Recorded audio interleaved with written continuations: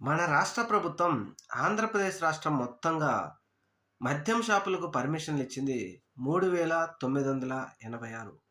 అయితే రాష్ట్రంలో ప్రతి విలేజ్‌లో 43,000 నుంచి 45,000 బెల్ట్ షాపులు ఎలా వచ్చాయి?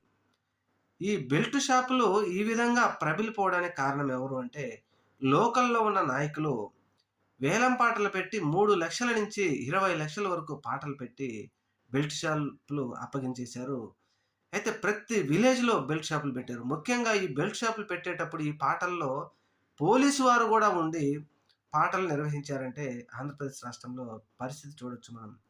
ఏ విధంగా మద్యాన్ని ఏరులై పారిస్తున్నారో.